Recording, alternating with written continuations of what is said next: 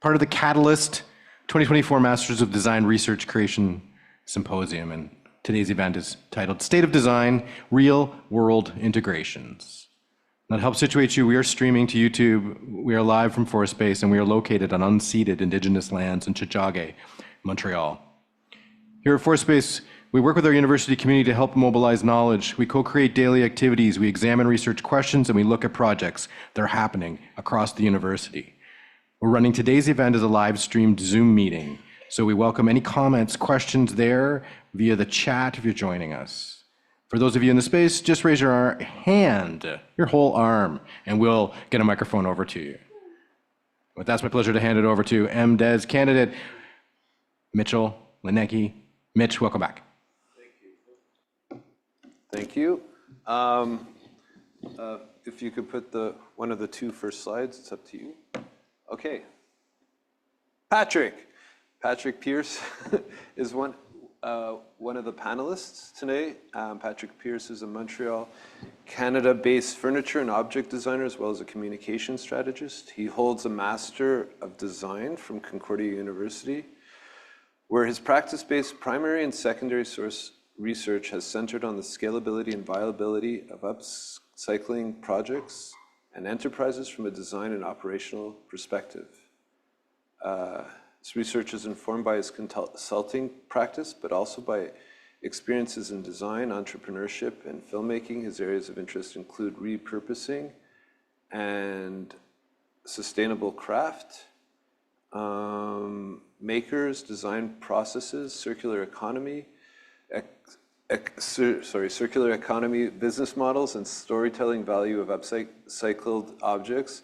He recently had a successful stay at the International Upcycling Festival in Edinburgh, and he also has a practice called Stage Left, which is to create artful and witty functional objects and accessories that insert thoughtful twists and kinks into our daily stories, and also an opportunity for us to share ideas and have some fun along the way. He also had a rapid-fire roundtable discussion in this very room. And the next slide is Anne-Marie, and the next panelist. The other panelist, the co-panelist, I'll say, I don't know. Anne-Marie with her work partner, Catherine, are an inseparable friends who founded the Atelier B brand in 2009. Their sustainable and minimalist clothing collections for men, women, and children are gently made in Montreal from natural fiber textiles. From a workshop in their apartment where they were still students to their studio boutique in Mile End, the project keeps growing with them. The key values of slow design have remained central to each of the decisions made by the two friends.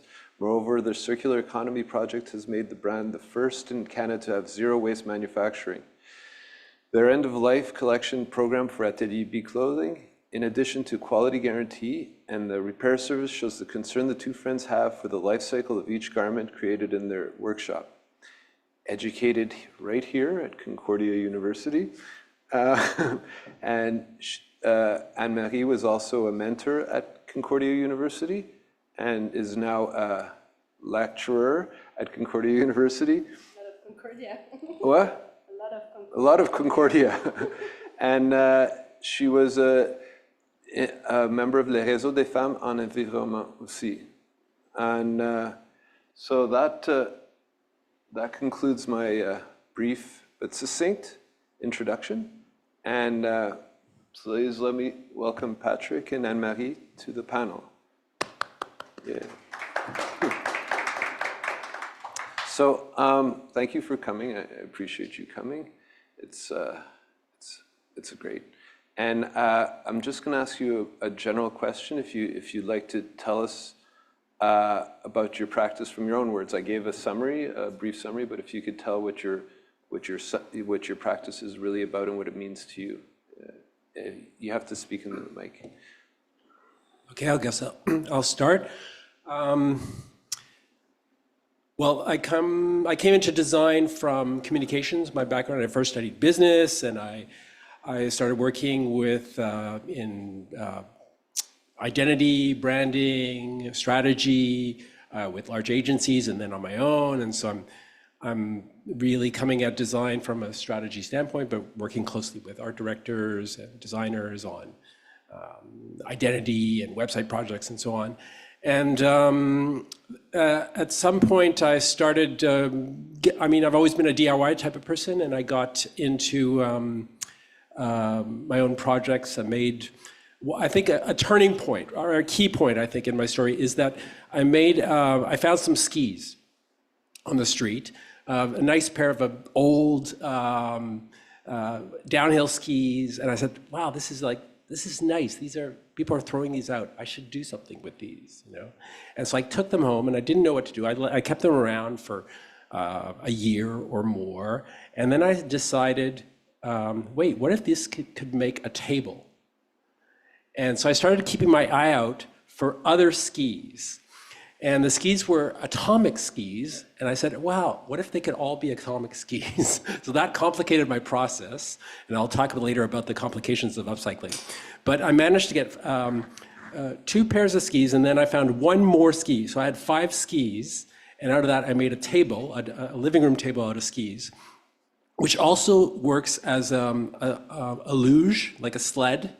I've tested it. It's super dangerous. We tested it on Mount Royal. Anyway, long story short, it was my first upcycled piece of furniture, DIY, made also with the help of a woodworker friend. And then my brother's an industrial designer, so I got into design, physically making things with him, and we started a little project that we call a Stage Left Studio, and started making home accessories, deciding that we could do something creative with home and bathroom accessories. And so we did that, and we were making, but then we also decided to make a fairly large series, so we were outsourcing. And I decided to enter the MDes to basically keep going in design, to give myself a kind of an impetus to keep on doing. And what was amazing was to have access to the workshops and technical resources of Concordia, and to really further my own hands-on design education in that sense, because I'm basically self-taught. And so all my research has been about upcycling, furniture design, and then lately I've been getting into the academic part about it. But before I go on, I'll pass the mic to Anne-Marie. Thank you.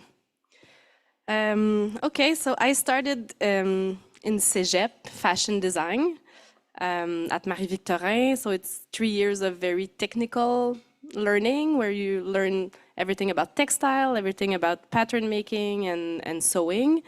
So it's really like the craftsmanship of making. So I think that was, for me, it was an important, it's important in my process that I started there. And this is also where I met Catherine Métivier, who's my friend and my business partner. Even if the word business partner doesn't seem right to me when it comes out of my mouth. We share a project together. And then we went to UQAM in fashion design still, but then it was more the creative aspect of the process. And I think it opened us on not being so technical, but also seeing, you know, more globally the history of fashion and how we could be critical about it. And during that time, we started working on upcycled garments. And we had another name at first, and we had an apartment in our basement in Verdun. And it was just an excuse to make things together. Then I came here at Concordia to do the graduate certificate. There were no MDes back in the days. That's a while ago. That's like, I don't know, 15 years ago. And so then we started working, and at UQAM too, we started working with researchers. So we were making garments that were sometimes interactive, including a lot of technologies. It was like very big in 2005.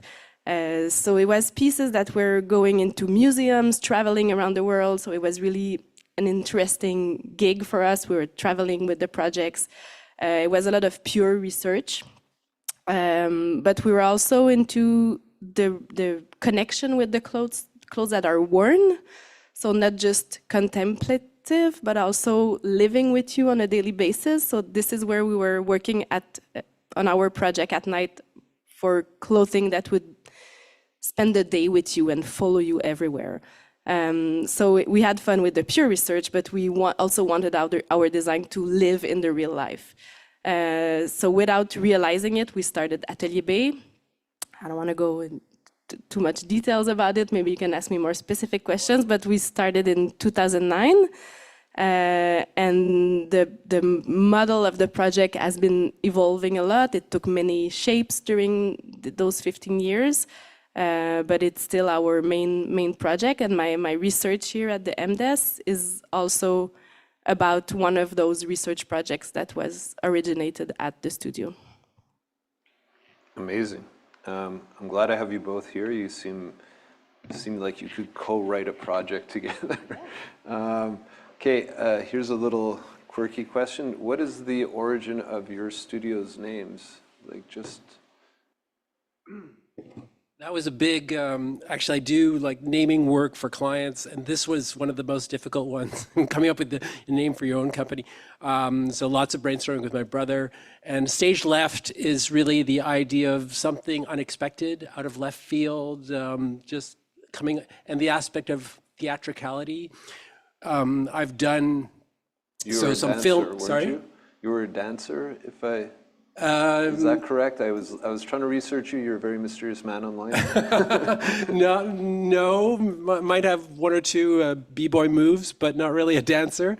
But I have led theater workshops in some of my past lives.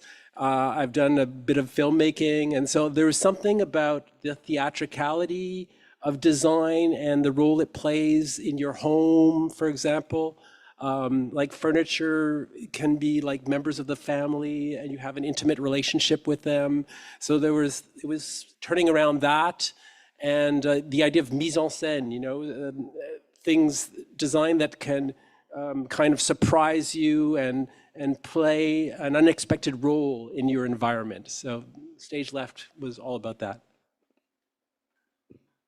Want to know the origin of the name too? Was there an atelier? And then... There was no atelier. When we decided, we didn't know each other, but we both had the same motive to go study clothing design at Marie-Victorin, Catherine and I. We both hesitated and did something else before because we didn't like fashion. What we like was garment construction. Like we like the workshop, we like the tools, we like the craftsmanship behind, but we are not, as you can see, like fashion people. So having the name Atelier for us was just a reminder of that. We are attracted to the studio, to the design, the workshop, and not to the fashion. And also Catherine worked a lot in the fashion industry where she was mostly behind a screen. And the reason why she studied textile and fashion is to be in contact with the material. So working with a screen was losing all of the interest. And the B is just because we had another name before that was a really bad name and was very complicated. No, I will not tell it. But because our clothes are so simple and so minimal, we thought just one letter was enough to describe them. Brilliant. Thank you. Those are really, I like those kind of questions, so I had to ask you one. Okay, so focusing on the idea of future of design, and to convey the future for upcoming designers with the challenge, and we could really focus on your practices of. I just have to say, I really like the way that you separated yourself from the fashion world and were more into the materiality and the process. It's really interesting. Both of you are actually. It's kind of interesting. What were the main challenges you had pursuing your careers, if you had any? I hope you had something, because this will cut this whole segment really short if you don't. But any challenges that you had in starting your business and in clients, and if you have any stories that recount what the challenges of stepping out of university or stepping out of the cégep and trying to start a business. What challenges were faced and what challenges are being faced? Well, I'm going to get into that later, but like, what did you have when you're upstarting? If you want to talk about that experience. Think about it. Yeah. Well, for us, it started really fast because it was in 2009. There were no Facebook or Instagram. Well, Facebook a little bit, but no Instagram. But there was blogs. I don't know if you probably know that time, and paper magazines as well. So we got just a few photo shoots that we thought we were doing, for fun on our blogs. And I don't know how, but it got in the medias. And then we got calls from stores, and yeah, we got like interviews printed in. Do you remember the Nightlife magazine that was in paper back in the days? So we got our first like interview in there, and so the phone started to ring, and we decided to act like if we were having a business. So like yes, okay, I'll make you 10 of each, blah blah blah. So we started the project like that, a little bit like not really believing that it was happening. And then at some point we decided to take it seriously and invest all of our energy in the project. But when you start a business, everything has to be made, so it's a lot of work. But we were young, we had a lot of energy, and we didn't have much responsibility, like financially. So we were reinvesting everything we could in the project to make it grow. We kind of went into a cycle of a community of like business people who were trying to help, and they were really well, they had good intentions, but they were like the entrepreneurship in Montreal, or I guess everywhere in the world, it's really about like scaling up the business, growing, having bigger volume, more sales point, doing more wholesale, more events, more. And we kind of got lost a little bit in that the first few years. And when we think about this period, like from 2009 to 2000, let's say we started working on the project in 2007, but we made the first sales in 2009. Those first few years until 2011, it feels like a decade to me. Like we were working 7 days a week, and it was very, very hard, physically and mentally. So it doesn't feel like 2-3 years, it feels like a whole decade. I think we got really older during that period of time. I think all of the white hair are from those years. But then we started changing our mindset, and we decided to take decisions, not only thinking about the growth of the project, but coming back to like why we were doing that. We're doing that to spend time together, to have an excuse to work together in the same studio. We don't want to be like Frank and Oak or I don't know what. We just want to like have enough to be able to spend our life in this workshop that we care so much for.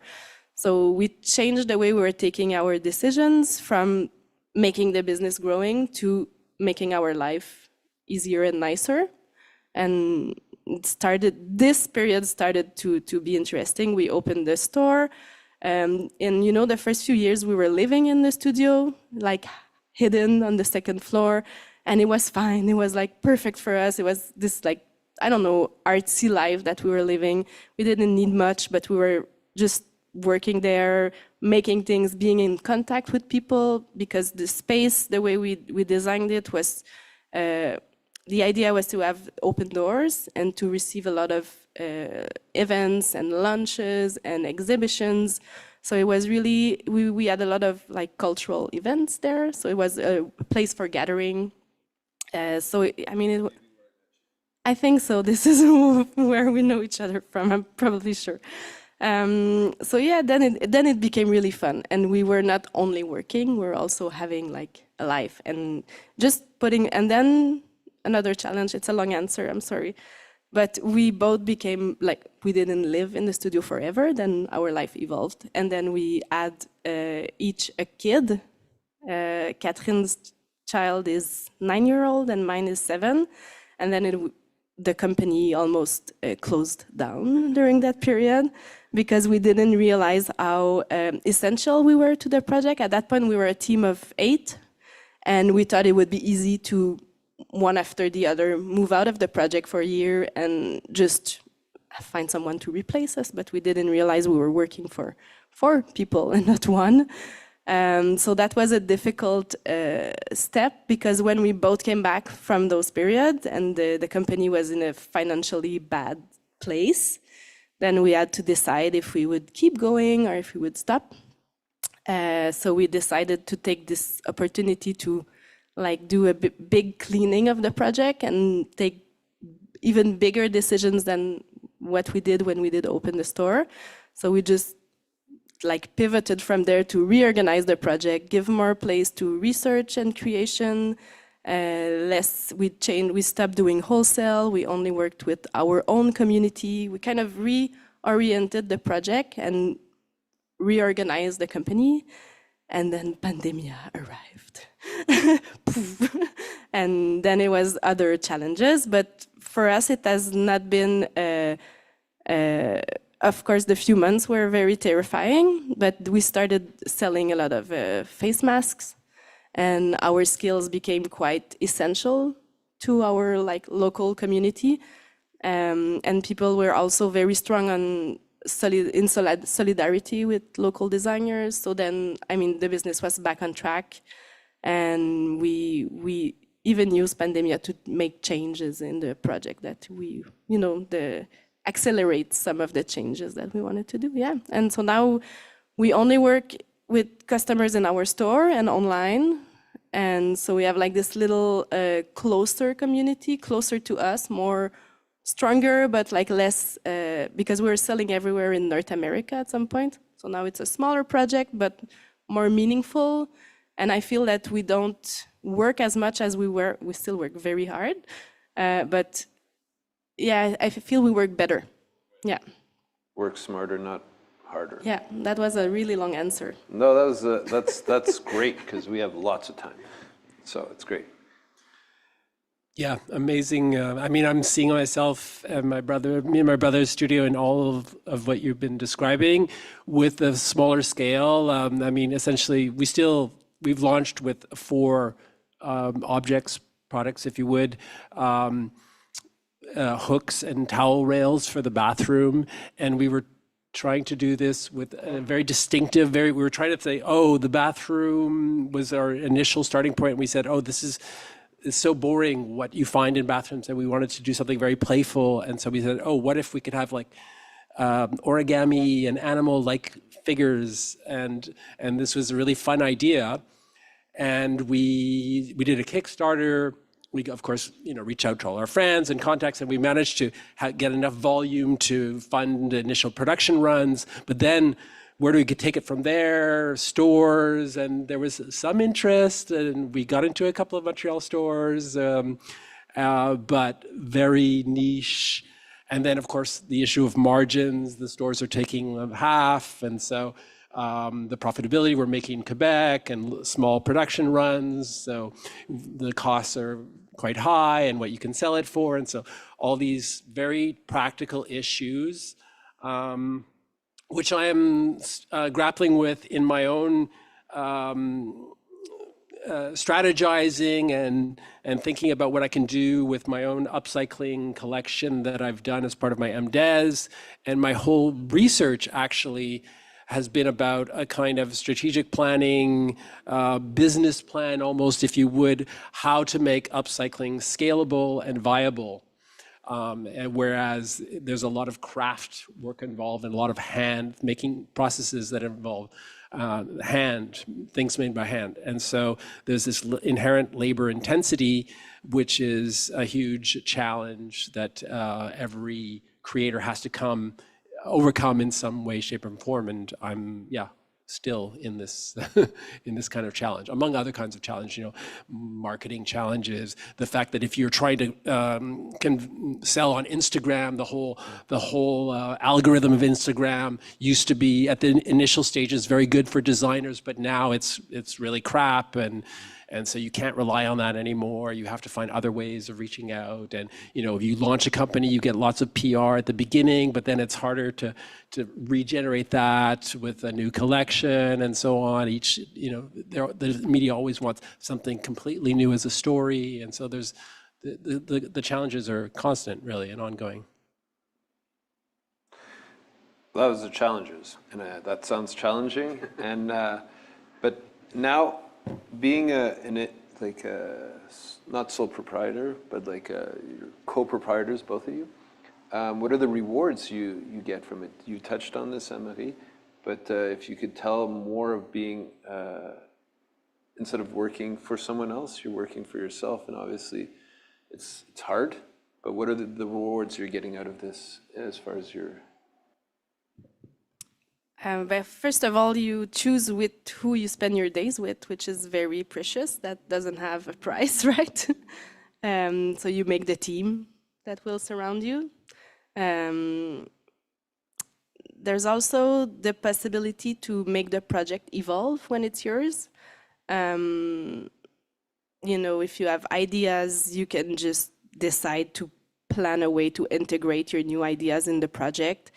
For instance, I decided a few years ago that I wanted to make a book about Atelier B. Well, it was my, you know, I can spend my time how I want. I can say, okay, Catherine, you will design the next collection and I will only be working on this research project that I have, or so I can change my job inside of the project. So this is very, yeah, it's a lot of freedom. But it's also being a company owner doesn't rhyme with freedom at all. It's like actually the opposite. Like you're responsible for everyone getting paid every 2 weeks. You're responsible of everything. So you don't do that for the freedom of like being, I don't know, detached from responsibility, but you do it for the freedom of like your task and your challenges and your own like professional growth, I would say, or creative growth.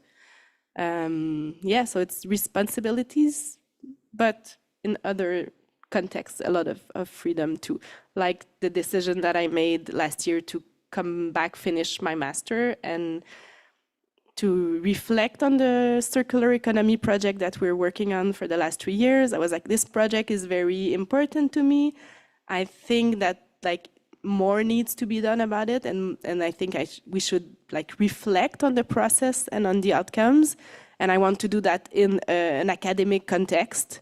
Well, this is a big freedom that I had, a very big privilege. Yeah. Yeah, freedom, I think, is totally amazing. I'm thinking about my brother who works every day doing 3D modeling for a lighting company. Like he's doing product design, and there's all these constraints, architectural and commercial lighting. And then with our project, there was so much creative freedom. I mean, very open and a pleasure.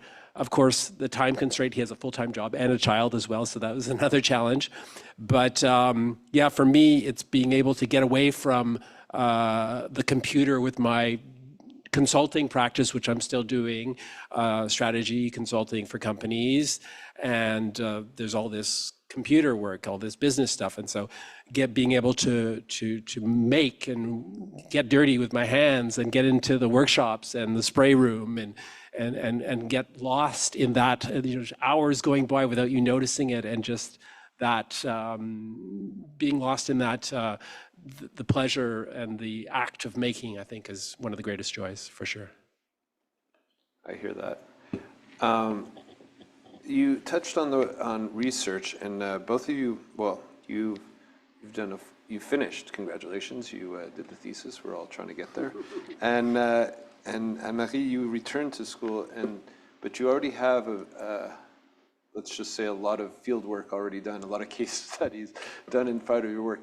How do you think, how important and how does it play into your life, what you've learned, and how does it play into your future, the future of what you plan to do?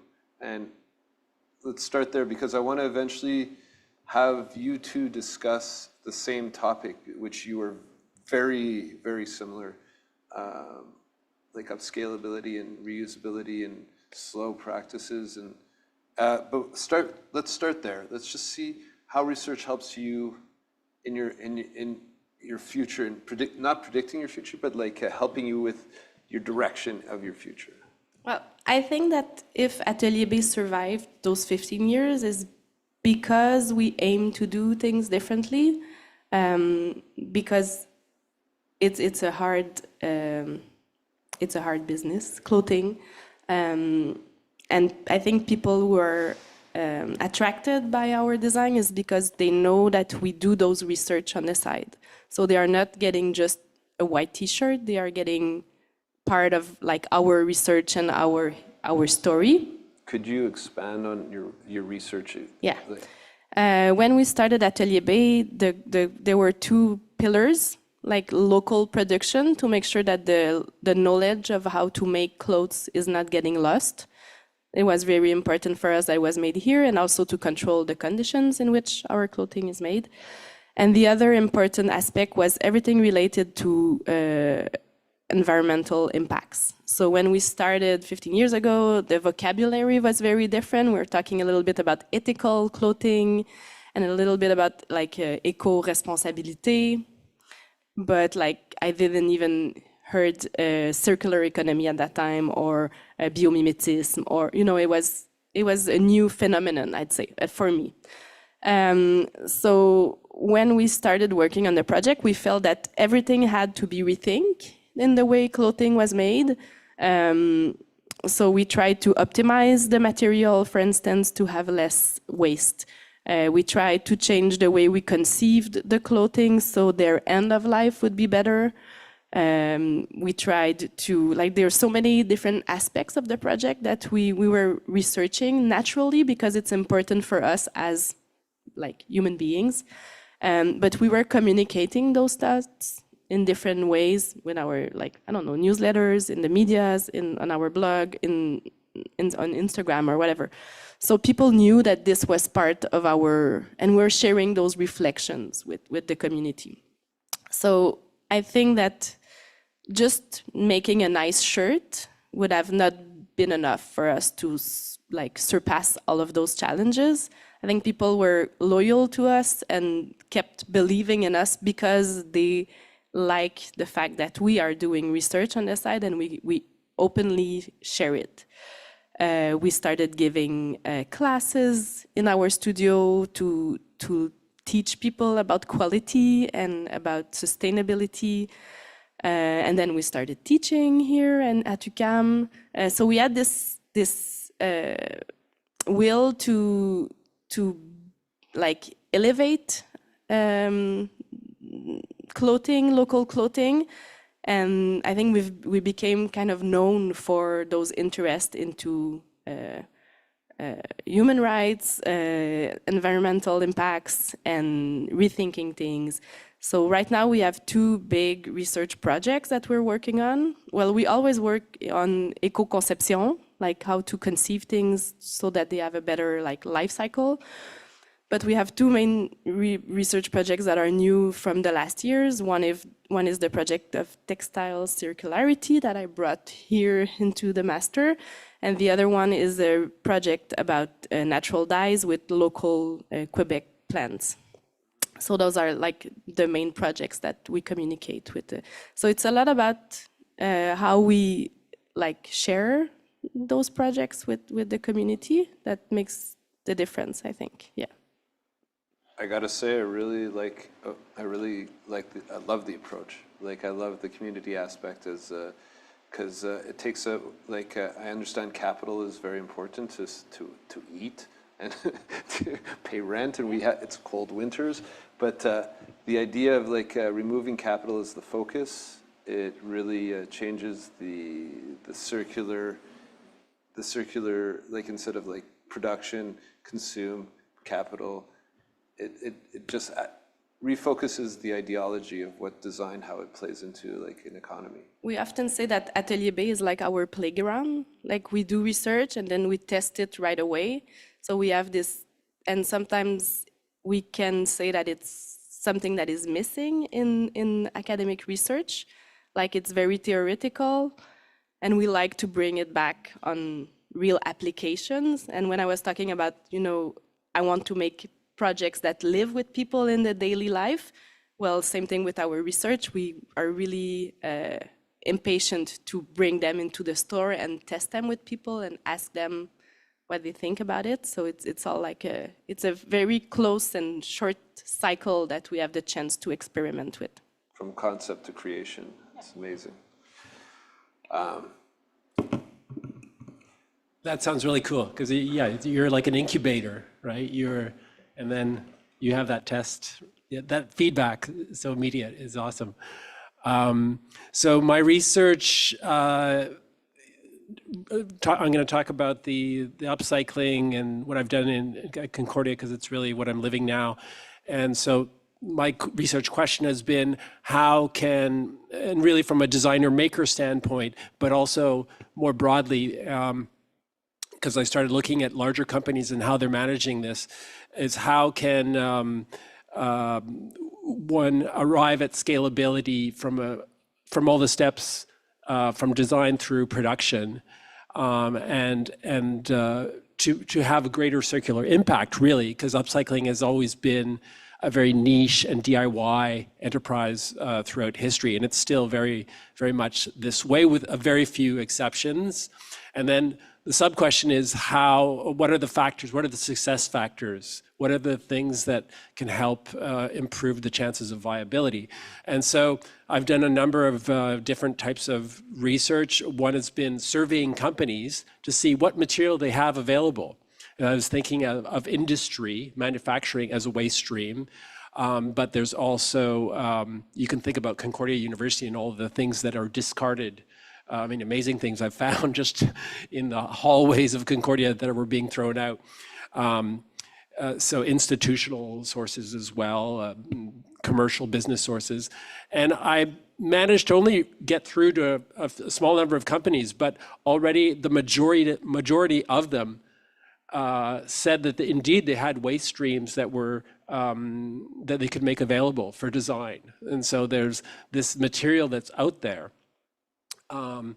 Another area of research that I did was doing case studies on companies. So one is called Studio Beauté, and they make lighting design. Maybe you know of them, Philippe Charlebois Gomez. And so meeting him and visiting his studio and seeing what he's doing and how he started, and he's making lighting from things that he finds off the street. And then I did another case study with a company in France. And then I also started doing a comparative analysis. So I actually took 4 categories of products, lighting, small tables, chairs, and bags to look at a different type of product.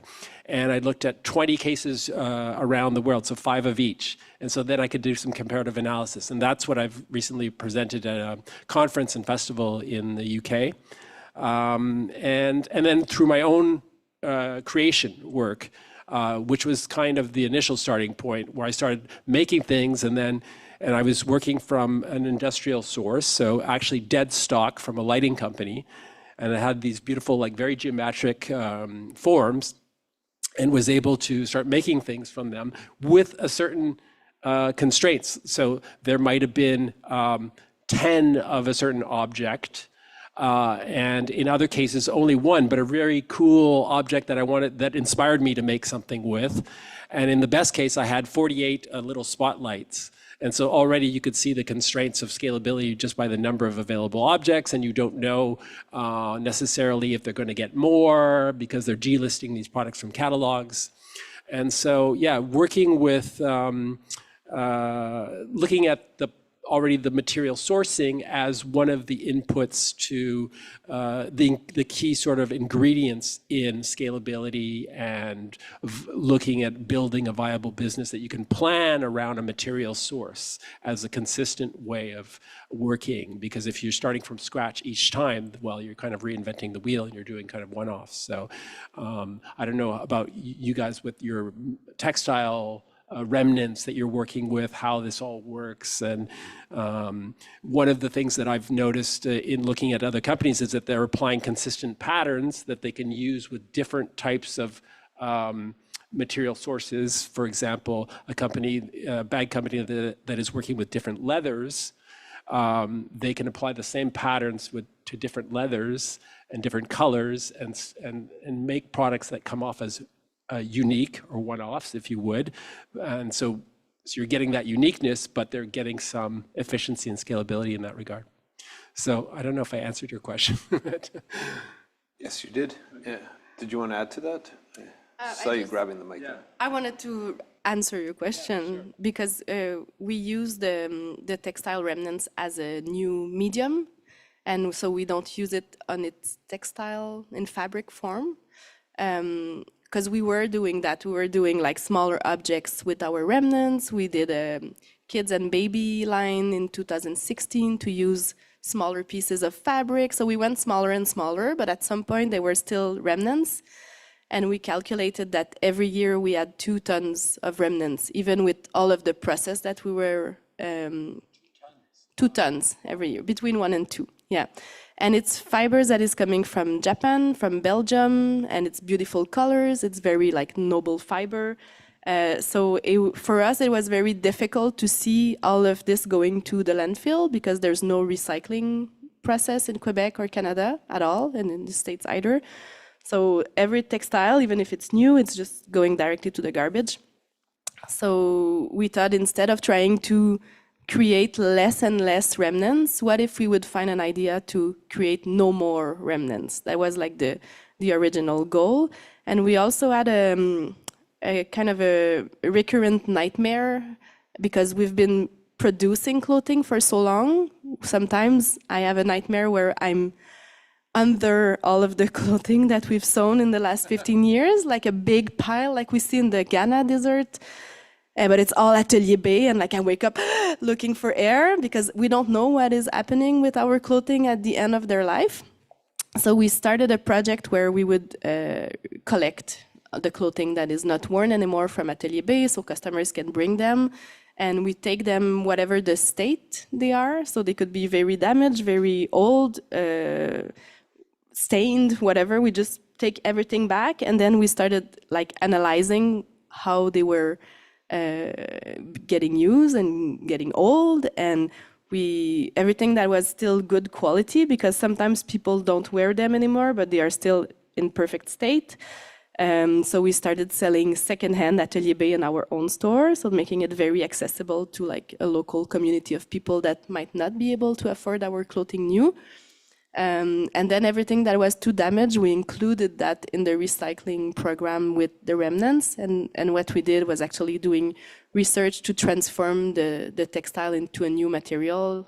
So it's a pulp, like textile pulp that we create, like to make fabric, paper, I mean.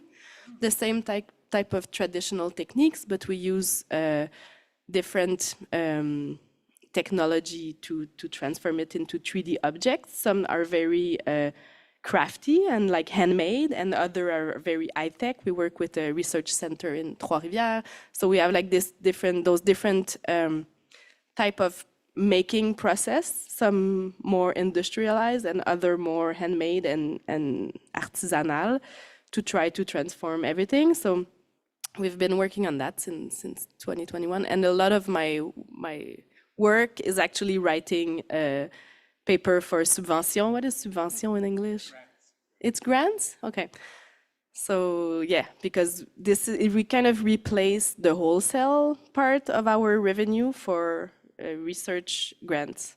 So I do a lot of, and this is my work in front of the computer, but it's worth it because then I can I can do the research projects. Yeah. This I don't know about you guys, but this is really great stuff. For you out there on the internet, come by anytime. This is amazing.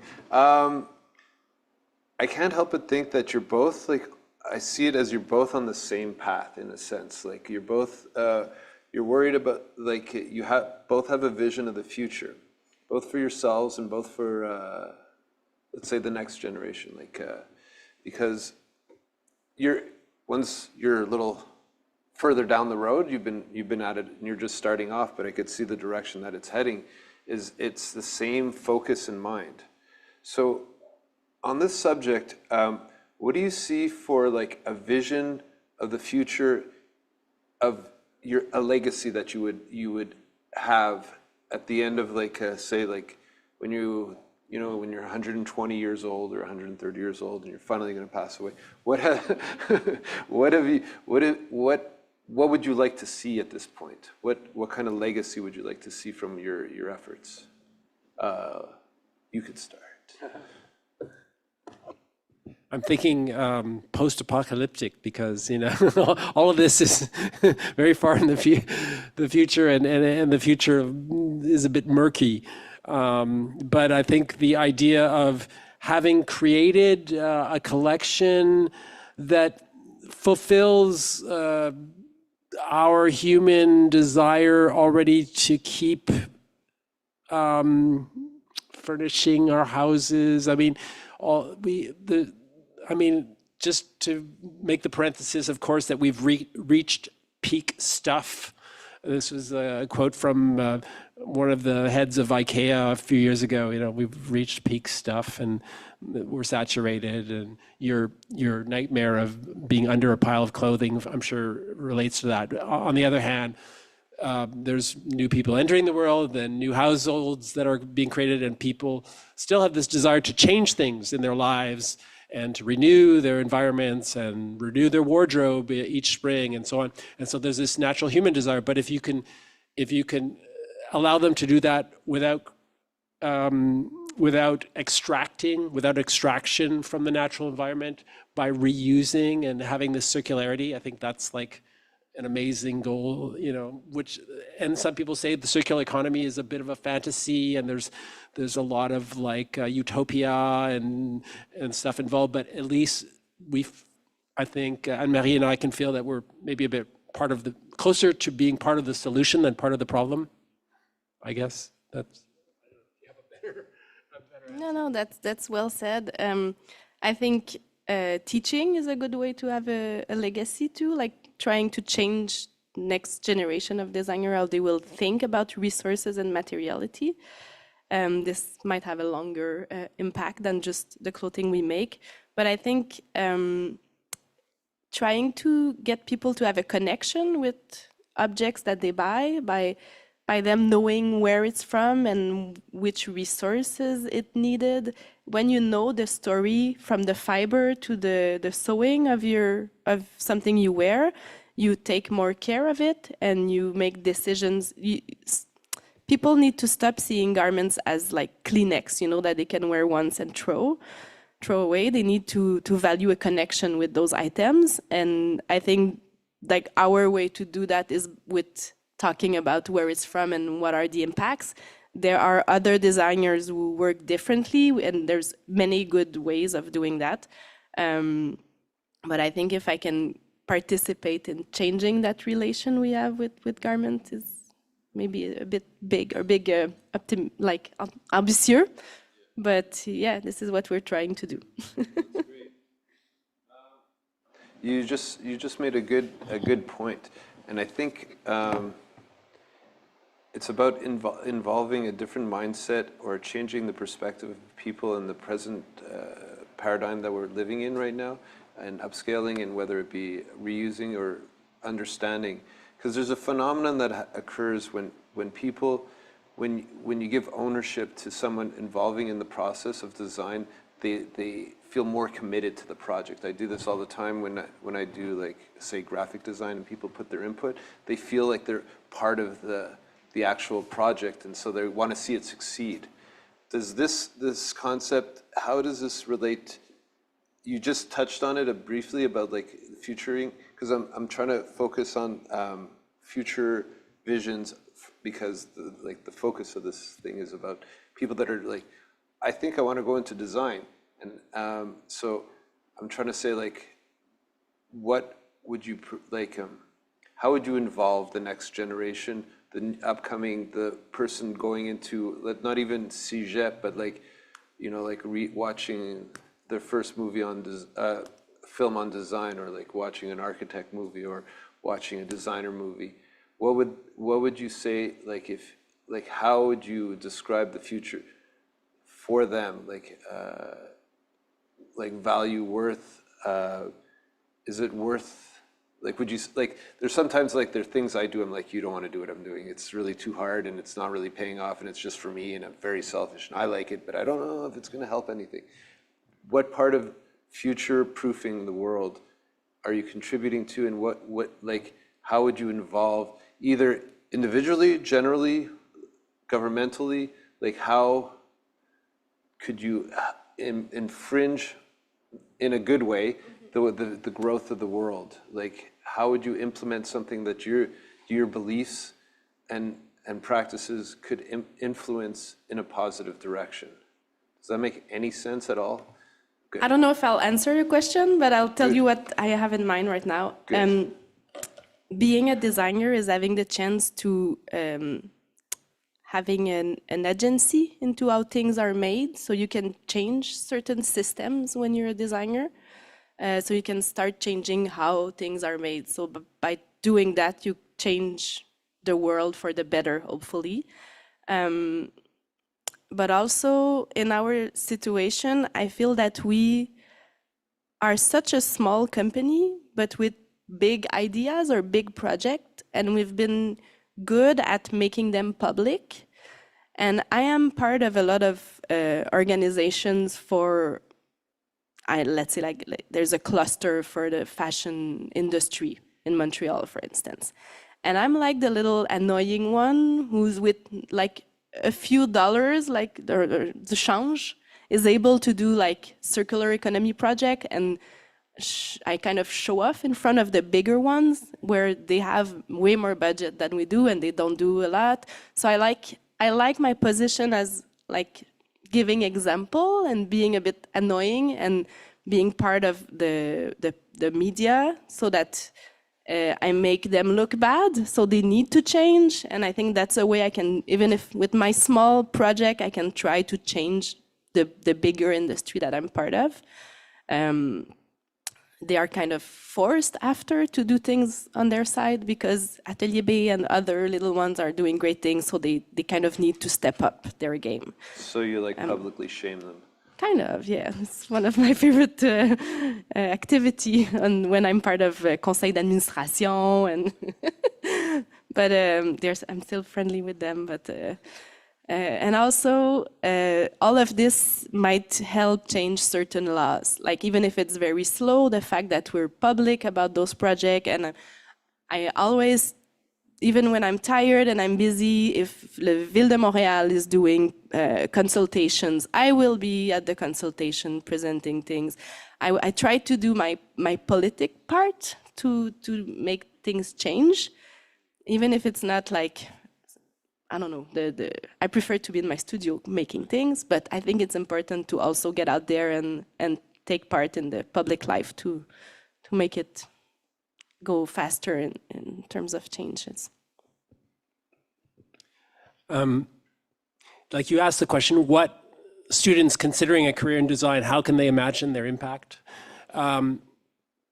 I think it relates a lot to the question of situatedness, which is a nice word I picked up in the MDes. I mean, your situation, your starting point as a designer, what do you know, who do you know, where are you in your life, what are you able to do, what are you really passionate about, what do you see yourself kind of taking sacrifices to do, you know, like if you're passionate enough about the urban design landscape that you're going to get out there and organize community projects around that as a kind of natural extension of yourself, just to kind of tie into your work, then that's an amazing power that other designers might not have, and it's very different. So for myself, like I have this business and strategy background and communications, and so I think that has influenced also my research and my thesis. And one component of it is a strategic design process for upcycling. And in the festival, it took the form of an upcycling startup lab. So a kind of Could you expand on that? I don't know why I'm talking. Yeah, sure. So it's the idea of a kind of a framework to help aspiring designers, would-be upcyclers, into creating an upcycling enterprise that could also have a future that could be viable, not just a one-off or not just a small series, but something that they could maybe carry into a scalable business. And so I was thinking also that this could be made into a communication tool, maybe in collaboration with something like the Ellen MacArthur Foundation. So looking to partner with organizations that are out there that can help turn aspects of my research into communication resources, a kind of guide for upcyclers to help them create something of their own in a way with a little bit of knowledge and I would put like best practices from other designers that have done upcycling and that have succeeded at it. Would you say like a manifesto or kind of a guidebook or? Maybe a combination of both, a combination of both. I think I see it as very practical and hands-on things that, how do I go about this upcycling business? And so it would teach them about the idea of looking for all these, offering ideas of sources and ones that would be scalable, that you could have recurring sources of things that you can work with. Or to take one of my examples, there's an industrial designer, he's making these fantastic lights out of used umbrellas, and he lives in London. So his situatedness is, there's a lot of rain and there's a whole bunch of umbrellas getting abandoned or lost in London, and he's working with the railway stations and the British Museum, and he's getting all these umbrellas. But he's made some 3D parts to facilitate the assembly of his lights, and so it can get it down to 2 to 3 hours per light. And so there's an efficiency in what he's doing, and he's using technology to do that. So that's one of the best practices. And he's using recycled plastic for part of the parts of the umbrella, the lampshade, and so on. So he's leveraging technology elements to help him achieve some scalability and viability within his projects. And his source is, of course, a kind of recurring source, him having all these umbrellas in London. So it's fantastic. Amazing stuff.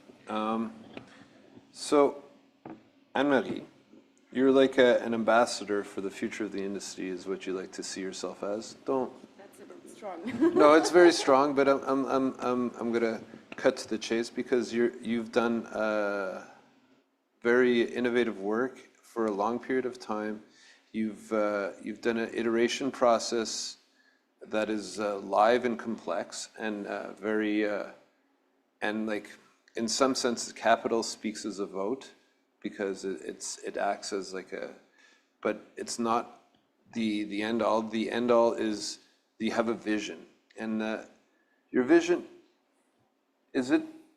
what is it that is the biggest obstacle for?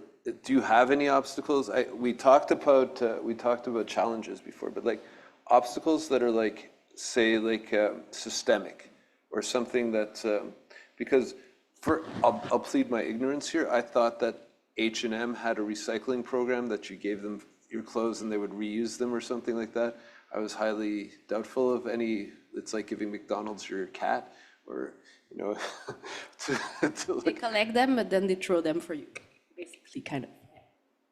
At H&M, yeah. This is a surprise. This is what we call greenwashing. Oh yeah, yeah. Because this is I'll just be full disclosure. It's not my industry, so like, there's so many hours and minutes in the day. So what you focus on, you try to make the best of what you can, and like say organic eating and having a child and keeping them alive is a very important thing. But like, see, something like that is systemic. Because I heard also that there's the illusion of recycling. I was listening on CBC radio today that it's not so much about recycling anymore. It's about the toxicity that's in the recyclables.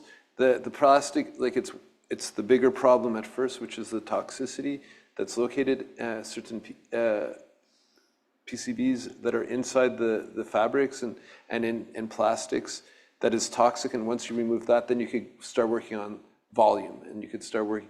And the industry is like going to triple its output of virgin plastics, and in the next 10 years. And even though it's a known fact that this is not the green way, this is not the way of the future, it's not sustainable, et cetera, et cetera. So this is what I mean when I'm saying obstacles. Like, say, if you could scale up, like if you were to scale up, what were the obstacles that you would face? And we'll talk about, if you want to add, like how you could like crime fight, like surmount those obstacles, or have a suggestion for surmount. I think the only answers to that will have to be through legislation, through laws. because right now most of the laws encourage waste. For instance, if you have unsold items that you imported in Canada, so let's say I don't want to name a business, but I'm a store and I import clothes from Bangladesh. So I design them here, they are made there. When I import them, I pay duties, fees, I pay taxes on those. But if I don't sell them, I can at the end of the season destroy them and give a proof to the government that I destroyed them, and then they will give me back my taxes on those. So the way the law is made right now is it encourages businesses to destroy the extra at the end of the season. And we know that, like, for them, it's cheaper to make a lot of extra, and because they have huge margins and they want to make sure they don't lose any sale. So it's just in the fashion system to produce a lot of overstock. That's how it's made. Wow. So like this has to change. This is not something that I will be able to change from my little Milan studio. It has to be through legislation. So. But what would, like, I know it's not this, like, that's insane. Mm-hmm. First of all, I just want to say that's really incredible. I didn't know that, and that's like, it's almost remarkable how the government is like turning an eye like on profitability over the like a short-term gain, like in the long term of things. And is there no voice or is there any approach? What about how would you think that this could be? Do you have any opinions on how this could be addressed? Based on like scalability, because this doesn't seem, it's definitely not future-proof. You know, it can't go on. Well, just to tie in with the fashion, I've read a study that says with a mere $6 to $7 billion investment, I think this was focused on Europe, but that's very small in the overall scheme of things. And this is between now and 2030, they could achieve roughly 30-something% of fiber-to-fiber recycling. So all the technology exists. You can set up the centers, organize the coordination, have ways for consumers to easily drop off their unwanted clothing, and they could extract the fibers from that to recreate new fibers for new. On a small scale, yeah, on a small scale. Okay, so, but it said that the study suggested, it seemed a very serious study, that it could be developed rather quickly. It would. So with this investment, it would also create 150,000 new jobs. I mean, the benefits just seem, incredibly obvious. So yeah, there's obviously vested interests, large corporate interests that block initiatives like extended producer responsibility. Why aren't companies responsible for taking back their products at the end of the life or when they break down and offering ways to repair them? In the types of systemic challenges that you mentioned, there are three general categories. One is the macro, so at the government and legislative level, and economic systems and incentives and things like this, subsidies. Why should we, if we're making upcycling clothing, why should we be taxed as small businesses at the same rates as other companies that are taxed, that are exploiting and using a take, make, waste type of business model? It seems obvious to me that we shouldn't have to suffer, and there should be incentives to encourage businesses like this. At the next level down is the meso level, and what I like to conceptualize it as at a municipal level. So if you have centers, So I was trying to get access at Montreal's Eco-Centre to material, and there's no way that you can actually go into the bins and take materials and stuff. They have a few things that they put aside that you can grab, but aside from that, the only thing that they're recycling is metals, and they sell that to recyclers. But they're trying to change the system. I know there's plans in the works, and there are a few resource centers like in Laval, La Mine Urbaine, which is taking materials, construction materials, but also to take the example of the lighting company, I know they are partnering with him to recover all the globe lights that are made of some form of plastic material that are being decommissioned around the city of Montreal, and there are a few thousand of them, and they're having those cleaned by the company that are storing. So this is actually the city of Montreal who's involved in, with their decommissioning supplier, the person taking these lights down, having them clean them so that they're ready to be reused. And the Mine Urbaine, which is this municipal resource center, reuse center, if you would, they're storing them for this designer and other people who have projects and want to use them. So these kind of resources and facilitators on a municipal or regional level can totally help people on the micro level, like Anne-Marie and me, who want to get access to materials, and so things that we can do, I think, as communities to help these types of organizations, or maybe create networks amongst ourselves to help rally support. Maybe there's political campaigns that we can take part in. And you were mentioning that when you're involved in conseil d'administration, governance boards and so on, you're at least spreading the good words. So all of these kinds of actions to have their little impact and can help in these challenges. Sounds like since religion is on the downfall, they should offer the tax exempts to upcyclers and instead. Yeah, help make the environment part of the new religion, maybe. Definitely. And one problem we didn't address is that the cost for recycling is more expensive than the clothing we get new. Stop. Because they are, we call it modern slavery, like they don't pay the people who are making them. So if we recycle the things here, they will always be more expensive than things made in country where they use modern slaves.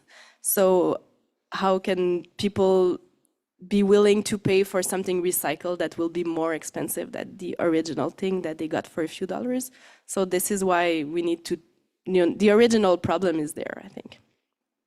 I had a great sleep last night, and Yeah, sorry, I don't want to end on a bad note. That's another question that is more optimistic. I don't know how it's going to go tonight. But just for a little experiment here, is there anything, if you could suggest something to Patrick, and Patrick, if you could suggest something for their company based on what you've heard, that would, like a cross-pollination that you could suggest to either one of them? Is that a crazy idea? Or like if you could offer an upscaling aspect, that an insight or something that you observe, or if you see? I have an idea.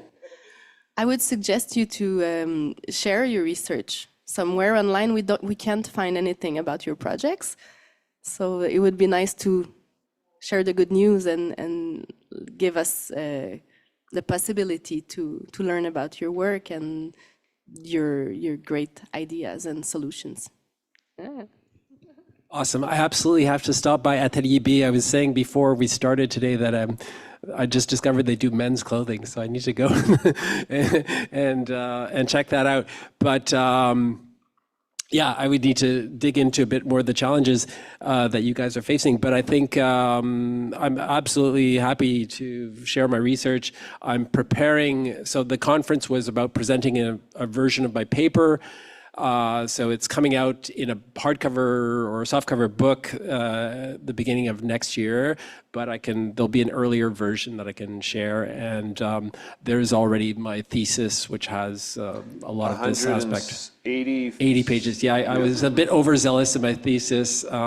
Don't follow this example. It's not scalable. It's not efficient. But there's a lot of things in there, including like an appendix on the history of upcycling, and that's a whole nice story in itself. So yeah. Okay, you thought that was the last question, but Maybe the audience has questions. No. I have actually one more thing I want to ask. Because it's about the future of if you could give like advice to the junior you before you started following this project, what advice would you give to yourself, and therefore like advice to someone who's starting out? Home. I think I would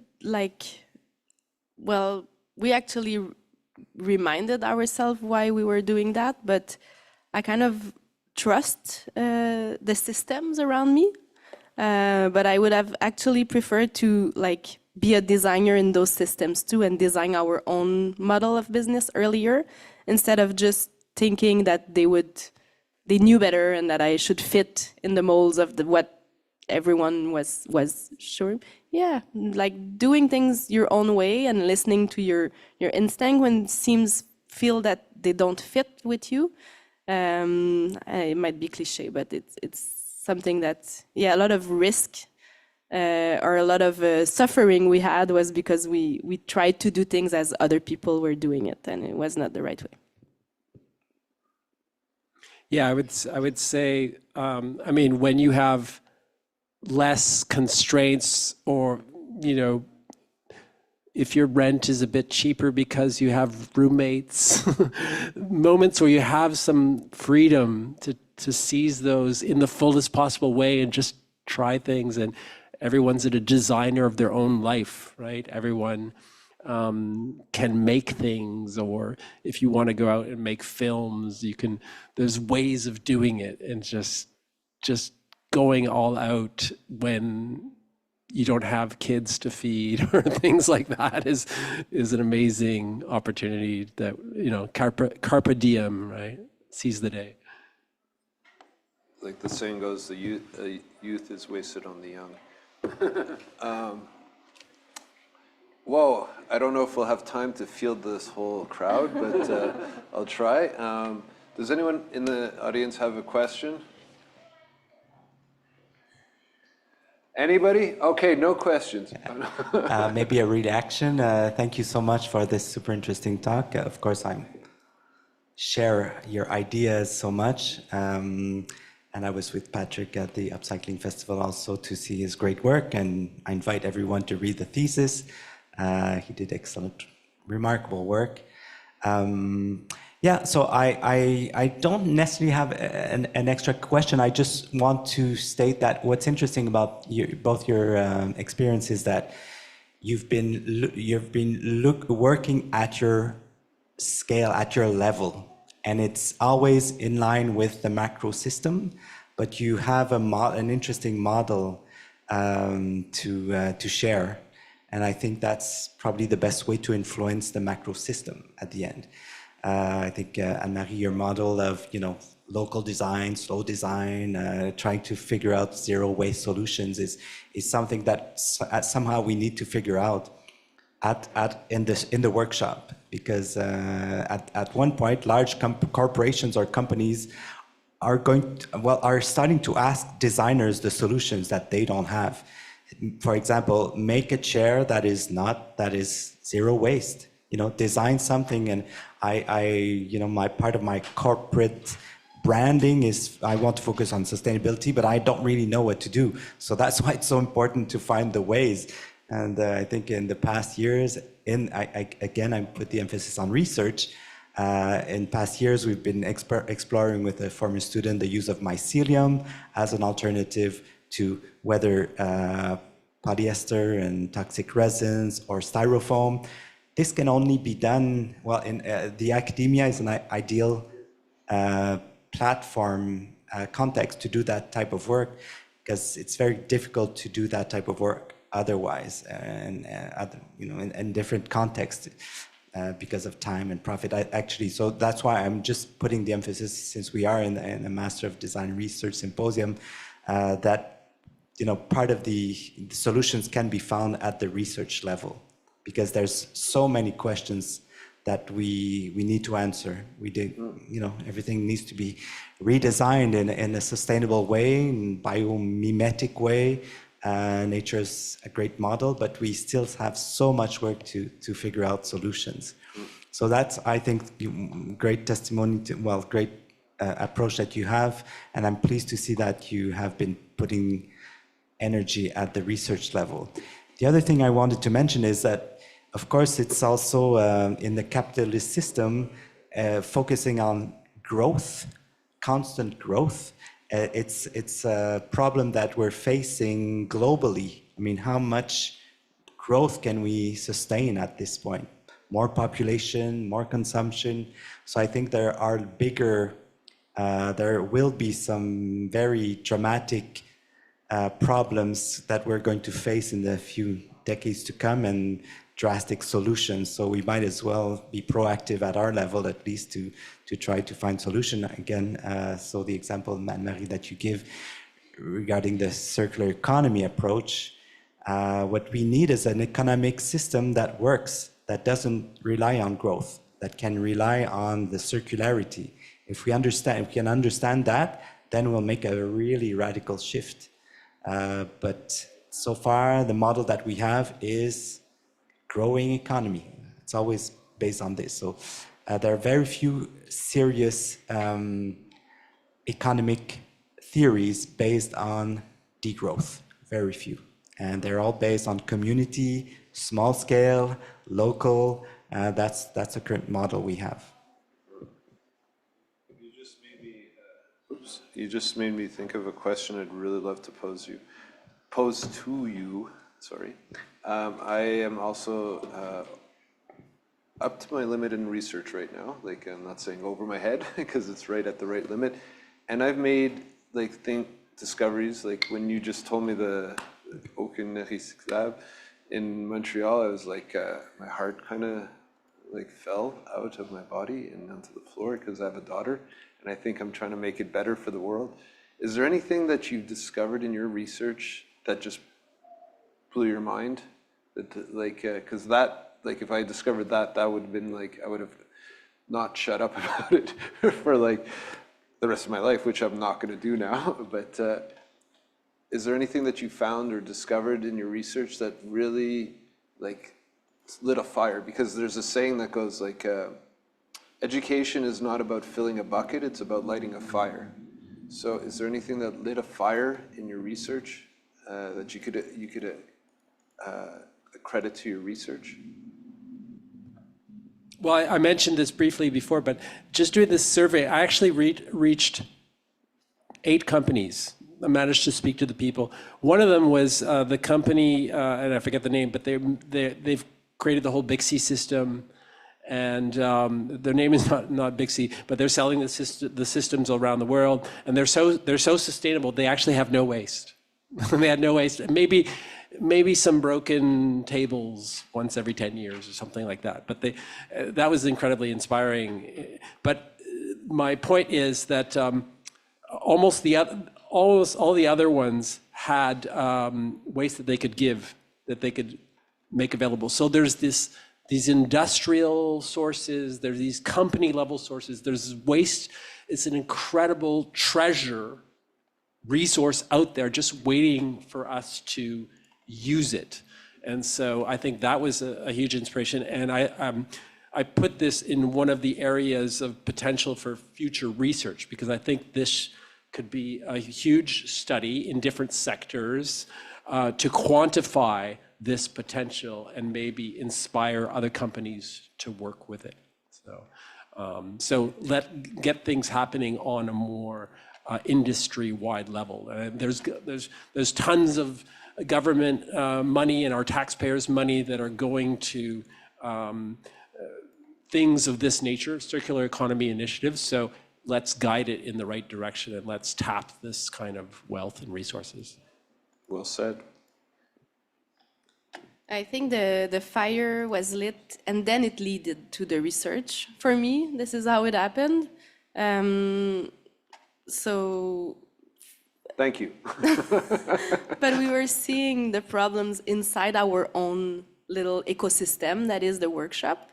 So then we can imagine how bad it is outside of our little own ecosystem. But now my research is more about making beauty out of it. So I'm more in the positive state for now of the research. Okay, well, I thank you for showing up and this amazing talk, in my opinion. Everyone else, I'm sure, thinks so too. And Thank you. thank you. Thank you.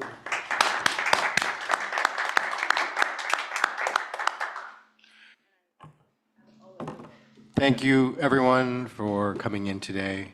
Thank you, Mitch, Emery, Patrick, for today's conversation. Those of you online in the space, thank you also for joining us.